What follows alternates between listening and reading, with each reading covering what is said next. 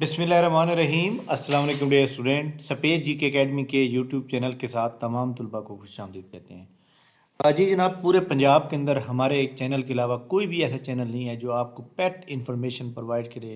Guideline, very important guideline जो काफ़ी student को नहीं पता होता, तो वो जनाब हम प्रोवाइड करते हैं। और अल्हम्दुलिल्लाह हमारे तकरीबन जो है एस्पिरेंट्स जो पीपीएससी के हैं, एफपीएससी के हैं, 90% लोग जो है पूरी तरह से इत्मीनान करते हैं और पूरी तरह से जो है सेटिस्फाइड हैं। Thank you very much.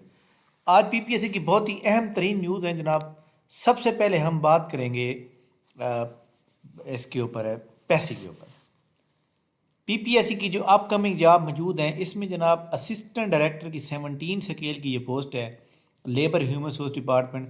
पैसे का मतलब है Punjab employees social security institution department. 37 seats हैं। ये पहले 66 सुना था, 66 के बाद 37 भी बड़ी अच्छी सीट है। 17 ग्रेड की बहुत ही पावरफुल जॉब है, बहुत ही अच्छी जॉब है जनाब। आपको एक पूरा रीजन दिया जाता है, एक ज़िला नहीं बल्कि एक रीजन दिया जाता है जहाँ पे आपने सर्व करना होता है, गाड़ी होती है, सब कुछ। ये एक बहुत ही अच्छी जॉब है। इसमें जो क्वालिफ़िकेशन पहले थी और जो अब है वो क्या है, इसके ऊपर हम बात करेंगे। क्वालिफ़िकेशन जो पहले थी ना जनाब, वो ये थी कि ये जनाब एडवर्टाइजमेंट नंबर जनाब मैं आपको बता दूं कि 14 है, 2022 में आई थी। 2022 में जो आई थी, इसमें टोटल सीटें थी 8, 6 ओपन मेरिट की थी। इसमें मांगा हुआ था master degree recognise preferably in economics, maths, social work, sociology या एमबीए। उन्होंने कहा कि इस क्वालिफ़िकेशन के मुताबिक तमाम वो लोग जो मास्टर डिग्री होल्डर हैं, BS 4 ईयर डिग्री होल्डर हैं, सारे बंदे एलिजिबल थे। लेकिन उन्होंने ये कहा कि हम प्रेफर करेंगे economics, math, social work, sociology या एमबीए। मतलब अगर दो बंदे ऐसे आ गए हैं जिनका मेरिट सेम हो गया है और एक बंदे की इकोनॉमिक्स है, एक बंदे की सिंपल एम है, तो इकोनॉमिक्स वाले को वो नौकरी दे दी जाएगी। मेरिट वाइज अगर बराबर कोई हो जाए तो तब प्रेफर किया जाता है। खैर, एक बड़ी इंपॉर्टेंट बात यह है कि इसकी क्वालिफ़िकेशन को 2023 में रिवाइज किया गया।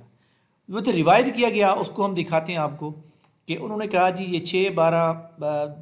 6 दिसंबर 2023 को, यानी एक साल पहले की बात है। उन्होंने कहा जी ये वाली जो क्वालिफ़िकेशन थी ना एग्जिस्टिंग मौजूदा, उसको चेंज करके अप्रूव कर दी गई ये वाली। अब क्वालिफ़िकेशन क्या है कि master degree from recognised university in economics, math, stat, prefer किया जाएगा MS फाइनेंस को या MS अकाउंट्स को या CA वालों को प्रेफर किया जाएगा। एक बात बड़ी इंपॉर्टेंट है भाई, आप पीछे मास्टर डिग्री मांग रहे हैं, भाई आपके पास इकोनॉमिक्स हो, मैथ हो, स्टैट हो, तो प्रेफर भी तो उनको करो ना जो मतलब है कि इन सब्जेक्ट में जिनके पास MS होना चाहिए। इधर आप MS अकाउंट वाले को बंदे को कर रहे हैं प्रेफर, इधर वो एलिजिबल नहीं है। तो यहाँ पे बड़ी इंपॉर्टेंट बात है, जिसके पास सिंपल मास्टर डिग्री है, MBA फाइनेंस है या मतलब है MCOM है, तो वो बंदा अप्लाई कैसे नहीं कर पाएगा। मास्टर MPhil में उसको प्रेफर किया जा रहा है। खैर, एक बात बड़ी इंपॉर्टेंट है कि ये वाली क्वालिफिकेशन मांगी जाएगी इस एडवर्टाइजमेंट के अंदर। एडवर्टाइजमेंट के अंदर जनाब मेल की एज लिमिट 37 है, फीमेल की जनाब 40 है।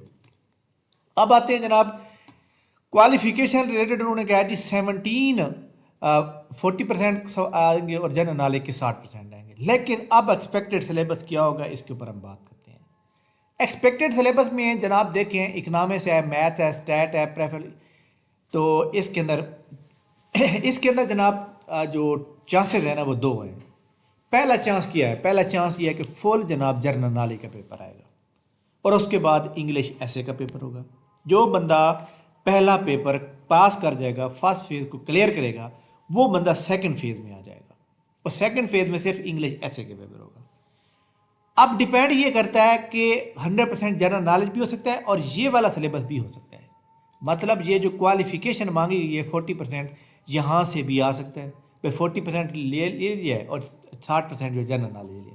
तो अगर इस तरह भी होता है तो, लेकिन एक बात बड़ी इंपॉर्टेंट है कि इसमें जनाब आपको पहले फेज़ में सिर्फ नंबर लेने होते हैं 40 नंबर लेने वाला बंदा अगले स्टेप के लिए, अगले फेज़ के लिए क्वालिफाई कर जाता है, तो आप अगले फेज़ में क्वालिफाई कर जाएंगे।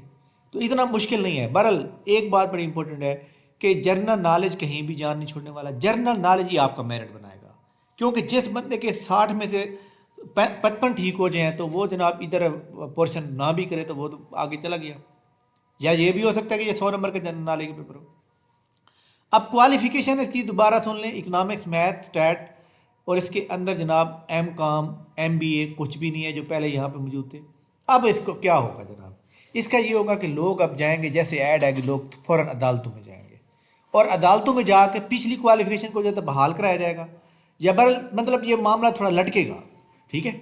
लेकिन मैं आप तमाम स्टूडेंट को, जो बंदे समझते हैं कि वो इस पोस्ट के ऊपर एलिजिबल है और अगर वो अपने आप को एलिजिबल समझते हैं तो अभी से तैयारी स्टार्ट करें। अब तैयारी सिर्फ आप किसकी करें, जनरल नॉलेज की ओनली, बाकी अभी ना करें। अच्छा जी, आगे चलते हैं नेक्स्ट न्यूज़ की जाने।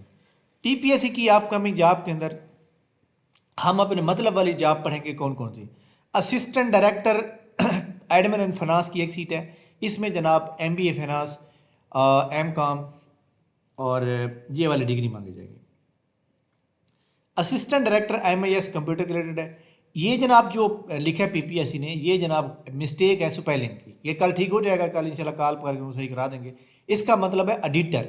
एडिटर 16वें स्केल की जॉब होती है, जिस तरह डिप्टी अकाउंटेंट की 16वें स्केल की जॉब होती है, इधर भी ये सेम वही वाली जॉब है। Divisional directorate local fund audit Lahore trans finance department, महकमा फाइनेंस डिपार्टमेंट के अंदर ये जॉब है।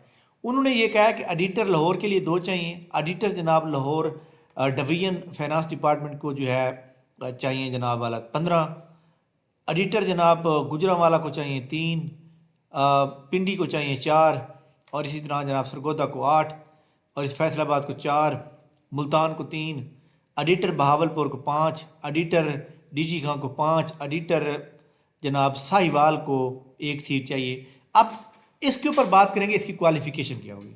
इसकी क्वालिफ़िकेशन मैं बता दूं कि सेकंड क्लास यानी सेकंड डिवीजन में मांगा जाएगा बी कॉम, बिजनेस एडमिनिस्ट्रेशन यानी बीबीए जिसने किया होगा, इसी तरह BS accounting finance, economics, math, stat, ये सारे बंदे एलिजिबल होंगे। ये मैं आपको एक वो बता रहा हूँ, अदरवाइज इसके अंदर क्वालिफिकेशन ये भी हो सकती है, जस्ट बी कॉम भी लिखा जा सकता है, ठीक है, लेकिन बी कॉम वाले तो एलिजिबल ही है ना। इसका पेपर क्या होगा, इसका पेपर 100 नंबर का बी कॉम का आएगा, यानी बी कॉम के अंदर accounting, finance, income tax, auditing, ये सारी चीज़ें अगर आप अभी से तैयारी स्टार्ट कर दें तो आपके लिए कोई मसला नहीं है। इसके बाद आगे चलते हैं। बिल्डिंग इंस्पेक्टर, जिन लोगों के पास जनाब डिप्लोमा है, DAE का 3 साल डिप्लोमा होता है, वो बंदे इसके ऊपर एलिजिबल होंगे। इसके बाद आगे चलते हैं।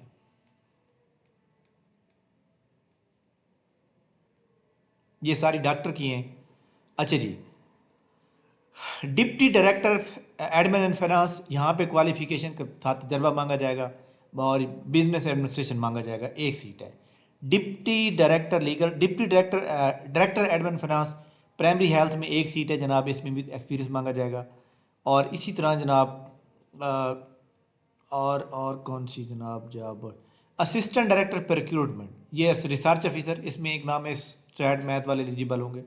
और इसी तरह नेक्स्ट चलते हैं जनाब, और कौन सी ऐसी जॉब थी जिसके बारे में, डिप्टी डायरेक्टर, खैर ये वाली पोस्टों के ऊपर हम पहले बात कर चुके हैं। तो ये जनाब पोस्टें थी जिनके बारे में बताया। ये एडवर्टाइजमेंट कब तक आएगी, ये तकरीबन मार्च तक आ जाएगी, उससे पहले भी आ सकती है। पीपीएससी जब पाइपलाइन में डाल देता है तो आपको पता है वो फिर थोड़ी लेट आती है। खैर इंशाल्लाह ताला ये सीट्स आ जाएंगे। तो ये इंपॉर्टेंट बात है जो मैंने आपके साथ शेयर की है। इसके बाद हम आगे चलते हैं। पीपीएससी का प्लानर अभी तक अपडेट नहीं हुआ। इसका मतलब ये है कि पीपीएससी जो है पेपर नेक्स्ट कब लेगा। मैं आपको एक बात बता रहा हूँ, आपको पता है कि हम तकरीबन 2012-13 से पेपर दे रहे हैं और एक्सपीरियंस है अल्हम्दुलिल्लाह इस फील्ड में। तो पीपीएससी का जो पेपर है ना, आगे आपको पता है पीएमएस आ रहा है, पीएमएस के बाद जो है एक सैटरडे संडे आएगा 8 और 9 फरवरी को। 8-9 फरवरी को पेपर होने का जो चांस है वो है 10%। वजह ये है कि जनाब पूरे 3 फरवरी तक या 2 फरवरी तक पीएमएस के एग्ज़ाम होंगे। उसके बाद मतलब है आपको पता है पेपर की अरेंजमेंट, प्रिंटिंग, ये सारी चीज़ें जो होती हैं, तो ये अमला तो उधर जनाब वाला बिजी है पीएमएस के अंदर। तो लिहाजा 8-9 फरवरी को पेपर होने का कोई चांस नहीं है। लेकिन फिर भी मैंने आपको 10% बता दिया है कि माइट भी पॉसिबल कि 10% चांस है कि पेपर हो सकते हैं। 90% चांस ये है कि जनाब पेपर रमज़ान और मुबारक के महीने मार्च में जाके होंगे, ठीक है। जिस तरह ज़िलेदार का पेपर है, बाकी पेपर है असिस्टेंट लोकल गवर्नमेंट का, सॉरी AD LDA का पेपर है, और बाकी जो अभी एडवर्टाइजमेंट आई इन सब के पेपर मार्च में जाके होने के इम्कान है। ठीक है। PPSC ने रिज़ल्ट आज कोई भी नहीं दिया। PPSC के रिज़ल्ट कौन सा दे सकता है कल? तो कल जनाब वाला असिस्टेंट के अलावा बाकी काफ़ी सारे रिज़ल्ट इंशाल्लाह ताला कल डिक्लेयर होंगे। PPSC की नेक्स्ट एडवर्टाइजमेंट भी आने का इम्कान है, और उस एडवर्टाइजमेंट के अंदर अच्छी जॉब आने का इम्कान है। उसके अंदर आप जो है तमाम स्टूडेंट जो है होप रखें, इंशाल्लाह ताला अच्छी से अच्छी जॉब आएंगी। अच्छा जी, इसके बाद PPSC के सिलेबस के ऊपर बात करेंगे। बहुत अहम बात यह है कि जितने स्टूडेंट मेरे पास मुझे मैसेज करते हैं व्हाट्सएप पे, तो मैं उनको यही कहता हूँ भाई आप जनरल नॉलेज की तैयारी करें। जूनियर ट्रैफिक वार्डन का स्टूडेंट ने आज मुझसे तकरीबन सुबह के टाइम पूछा था, मैंने कहा सर GK की तैयारी करें फ़िलहाल। GK की तैयारी, क्योंकि GK तो आना ही आना है। उसने कहा जी जूनियर ट्रैफिक वार्डन का सिलेबस दिया है और उसके अंदर क्या तब्दीली की है। जूनियर ट्रैफिक वार्डन 11वें स्केल की जॉब है, यानी इज इक्वल टू ASI के।